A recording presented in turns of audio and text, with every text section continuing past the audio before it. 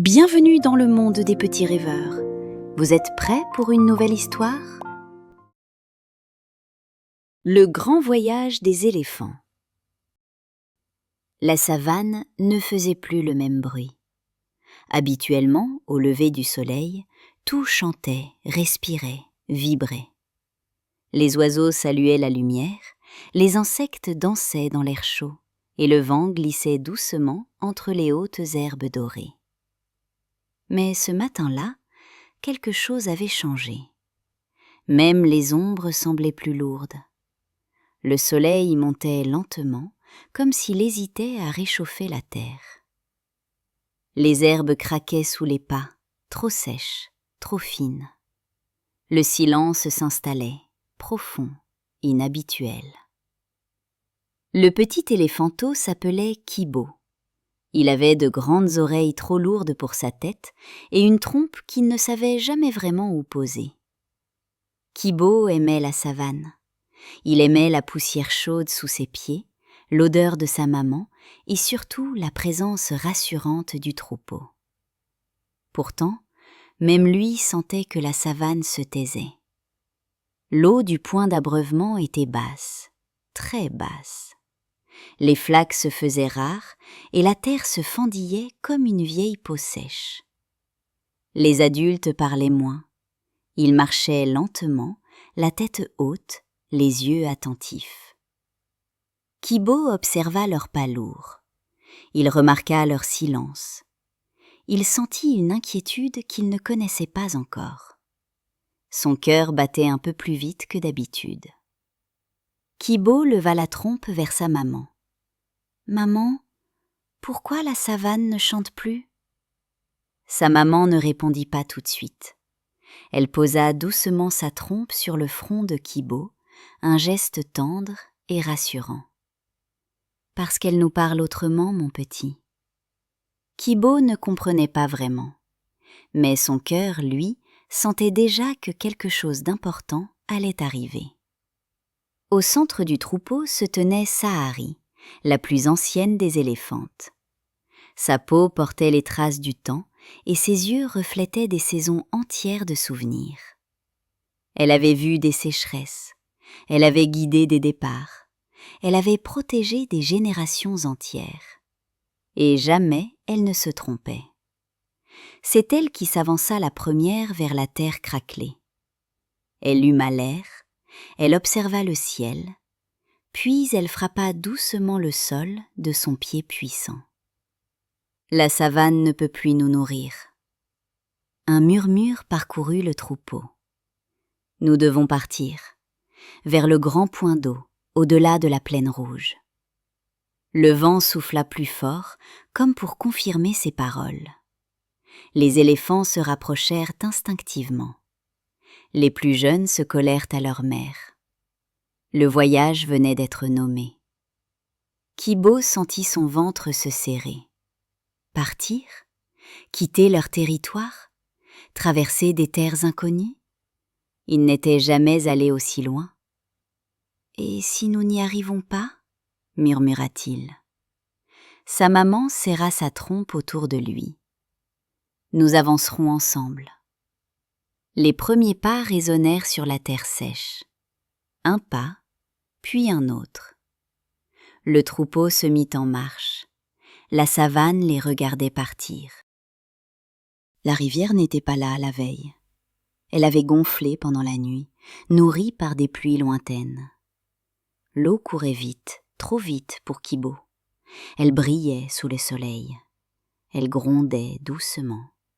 Elle semblait vivante. Et elle faisait peur. Il s'arrêta net.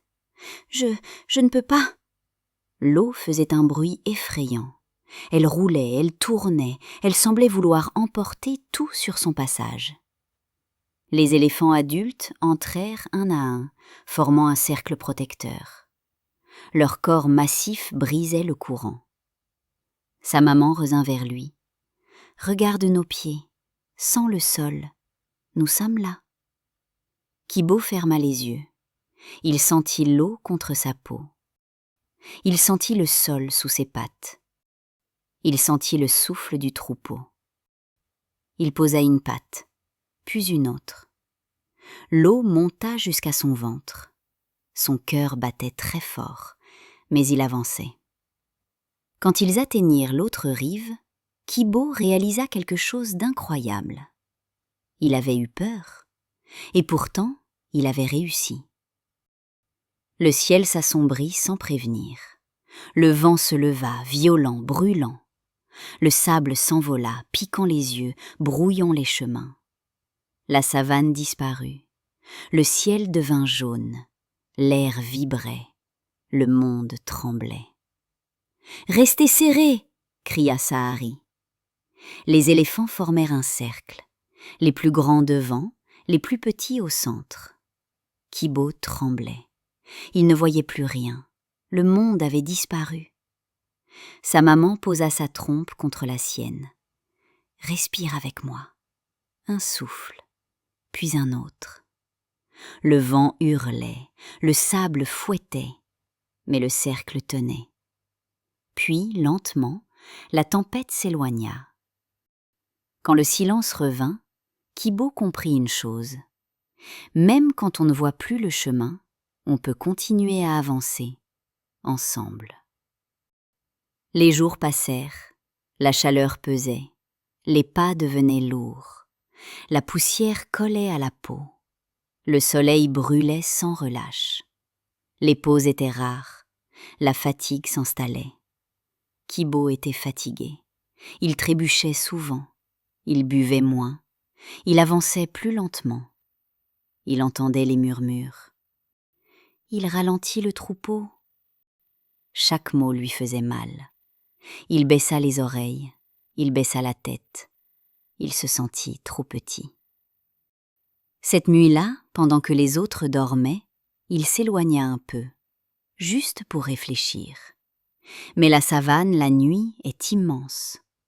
Quand il releva la tête, le troupeau n'était plus là. Kibo paniqua. « Maman !»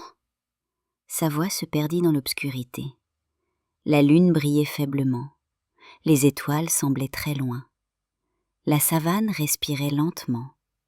Et lui se sentait minuscule. Son cœur battait si fort qu'il croyait qu'il allait éclater. Puis il se souvint. Les paroles de Sahari. Les pas dans la rivière. La tempête.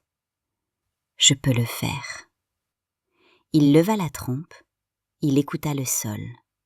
Il sentit les vibrations lointaines du troupeau. Un pas, puis un autre, encore un. Il avançait. Quand enfin il aperçut les silhouettes familières, un cri de soulagement traversa la nuit. « Kibo !» Sa maman l'enlaça. « Tu n'es pas un poids, tu es une force. » Au matin, le grand point d'eau n'était plus qu'à quelques pas. L'air semblait plus humide, la terre changeait de couleur. Mais un obstacle restait, un dernier, un terrain sec et escarpé, brûlant sous le soleil.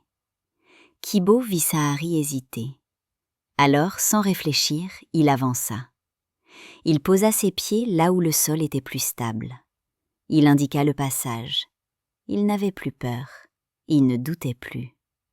Il avançait naturellement.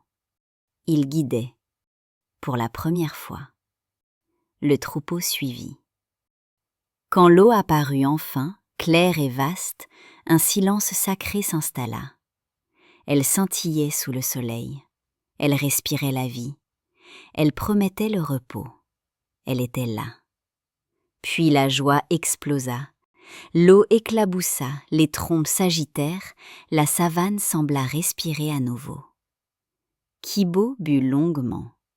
Il regarda son reflet. Il n'était plus le même. Il n'était plus seulement le petit qui ralentissait. Il était celui qui avait avancé malgré la peur.